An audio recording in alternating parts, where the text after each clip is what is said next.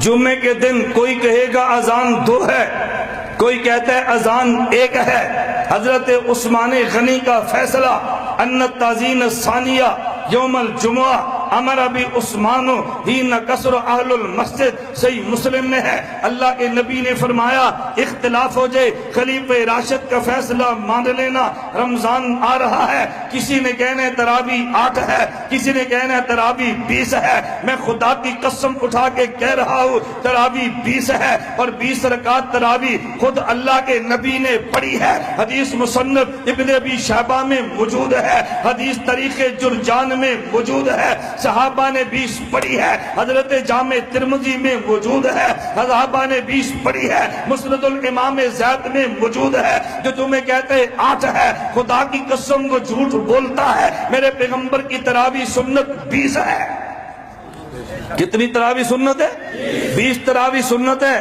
فیصلہ حضرت علی نے دیا، مسند الامام زید، امام زین العابدین، بتا کتنی بہترین سند ہے۔ مسند الامام زید، زید بن علی بن حسین بن علی سارے آل بیت کے راوی ہیں، درمیان میں کوئی راوی بھی نہیں ہے۔ اگر آل بیت کو مانتا ہے تو 20 رکعت تراویح کیوں نہیں مانتا؟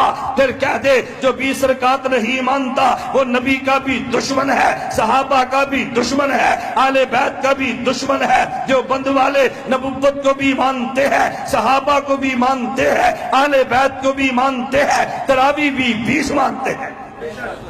مسند الامام زید، کتاب کا نام یاد رکھ لو، مسند الامام زید کتاب کا نام ہے۔ حضرت علی کا فیصلہ تراویح 20 ہے۔ میں نے کہا ہم سنت بھی مانتے ہیں، بل جماعت صحابہ کو بھی مانتے ہیں۔ جماعت صحابہ میں 4 خلفاء وہ ہیں جن کی سنت کو نبی نے اپنی سنت قرار دیا ہے۔ تمسکو بہا فرمایا، عزو علیہ فرمایا۔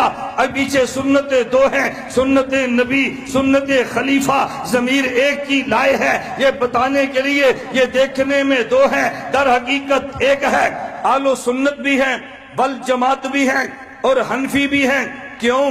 نبی نے کامل دین خدا سے لے کے صحابہ کو دیا ہے، صحابہ نے نبی سے لے کے کامل دین امت کو دیا اور امت میں پھیلا دیا ہے۔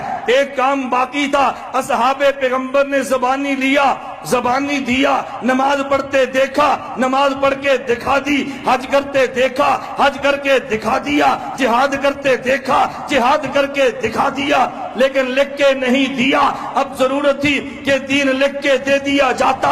یہ کام اللہ نے جس انسان سے لینا تھا اس کو خواب کے ذریعے پہلے بشارت دی ہے۔ حضرت امام اعظم ابو حنیفہ ان نے خواب دیکھا، میرے نبی کی مبارک ہڈیاں یہ بکھری پڑی ہیں، خواب دیکھی اور اٹھے کہ خواب دیکھی حضور پاک کی مبارک ہڈیاں بکھری پڑی ہے۔ امام ابو حنیفہ نے جمع کی، بڑے پریشان ہو گئے، ہمارا نظریہ، ہمارے نبی کا جسم محفوظ بھی ہے، جسم زندہ بھی ہے، یہ میں نے کیا دیکھا؟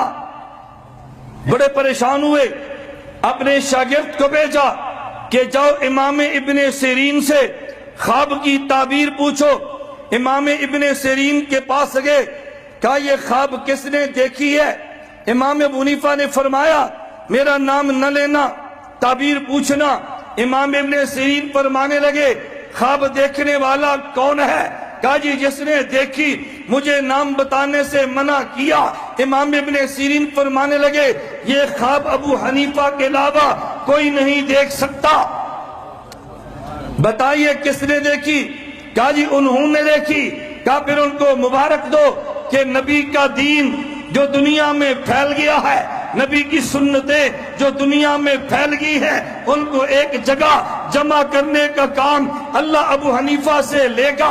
امام سیوطی شافی ہے، وہ لکھتے ہیں انو اول من دفنا علم شریعہ ورتبہ ابوابا ہوا ابو حنیفہ تھا، جس نے سب سے پہلے دین کو لکھ کے امت کے حوالے کیا ہے، اس کا نام نعمان ابو حنیفہ ہے۔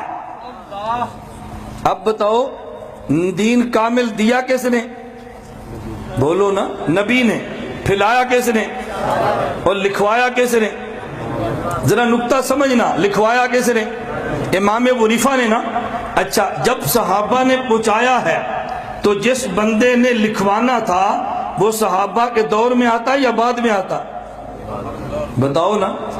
اس لیے اللہ نے اس بندے کا انتخاب کیا جس نے 70 صحابہ کو دیکھا ہے اور جس نے 70 صحابہ کا زمانہ پایا ہے اور جس نے 7 صحابہ کو دیکھا ہے۔ امام ابو حنیفہ نے 70 کا زمانہ پایا اور 7 کو دیکھا ہے اور صحابہ کے زمانے میں آیا ہے۔ خدا نے ابو حنیفہ سے دین کے لکھوانے کا کام لیا، ہم نسبت ان کی طرف کرتے ہیں تو خود کو حنفی کہتے ہیں۔